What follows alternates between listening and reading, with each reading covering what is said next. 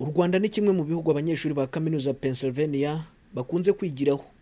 Impamvu n'uburyo rwiyubatse kugeza ku rwego rusobanurwa na Geoffrey Garrett, umuyobozi w'ishami ryigisha ibya business muri kaminuza ya Pennsylvania. In the current World Bank lists with projections for the next several years, Rwanda joins 5 other economies. Urutonde rwa banki y'isi rugaragaza uko iterambere ry'ubukungu rizaba rimeze mu myaka iri imbere. U Rwanda ruri mu bihugu 5 bya Afurika biri mu itsinda ry'ibihugu 12 byo ku isi bifite ubukungu buzamuka cyane. Kuva Perezida Kagame yaba umuyobozi w'u Rwanda mu mwaka w'2000, ubukungu bw'u Rwanda rwazamutse ku mpuzandengo y'8%. Iyo birebye neza usanga bigaragaza ko amafaranga umunyarwanda umwe yinjiza ku mwaka ariyo per capita yikubye gatatu mu myaka 15 ishize.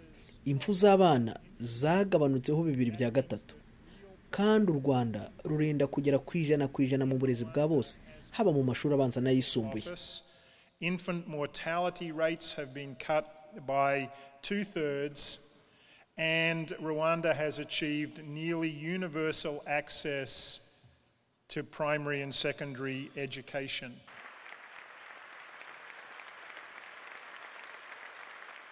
Walton School of Business ikaba yaratumiye Perezida Kagame ngo ageze ku banyeshuri ikiganiro gisa n'ikibanze ku kibazo kigira kiti u Rwanda rwabigezeho gute ko mu myaka 20 ishize rwari rwarashegeshwe na jenoside. Perezida Kagame yeretse abitabiriye iki kiganiro ko abanyarwanda bahisemo ibintu bitatu, bikaba birimo ubumwe, hakaba harimo kandi ko ubwabo bagomba kwihitiramo ibibabereye, nanone kandi bahitamo kureba kure. Perezida Kagame yasobanuye ko ibyo byafashije mu kubaka umusingi abanyarwanda bazakomeza kubakiraho ejo heza. Creating an environment that is conducive to doing business. Twihatiye ibirebana no gutanga urubuga ku bakora ishoramari. Twitaye kandi ku kintu kirebana n'umutekano wabo w'abaturage n'uha ikizere abashora imari mu Rwanda. Ibyo ni ibintu byagiye byungikana bikadufasha kwihuta mu kuzamura ubukungu. Simvuga ubukungu bushitura abantu gusa, ndavuga ubukungu buzana iterambere, kandi iterambere rikagera kuri bose. Ari nabyo byatumye duharanira ko abanyarwanda bo ubwabo bagira uruhare mu bikorwa by'iterambere. Ikindi kibazo Perezida Kagame yabajijwe kijyanye n'ukuntu u Rwanda rwamenyekanye cyane mu birebana no guteza imbere umugore. What sense does it make in a society umuntu yaheza umubyeyi we, discriminate we cyangwa umukobwa we? Ntibyumvikana. Byongeye kandi noneho mu Rwanda 52% by'abaturage ni abagore.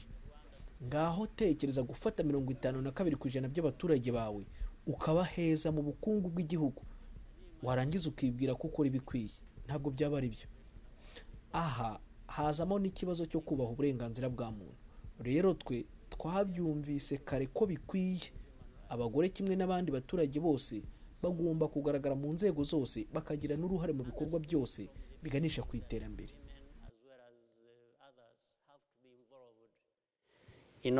At all levels and in all activities meant for the development of our countries. Kugeza ubu 64% by'imyanya mu nteko ishinga amategeko umutwe w'abadepite irimo abagore, bituma u Rwanda ruza ku mwanya wa mbere ku isi mu kugira inteko ishinga amategeko igizwe n'abagore benshi. Mu buyobozi bwa Walton School of Business bamenye cyane u Rwanda ubwo umwe mu bayobozi baryo Madame Catherine Klein yarusuraga ari mu bukerarugendo. Yahakuye amakuru yamutangaje y'igihugu cyanyuze muri jenoside ariko nyuma kikabasha kwiyubaka. Byanatumye hazana abanyeshuri kuhigira amasomo yabo mu birebana no kwiyubaka kw'igihugu kivuye mu makuba.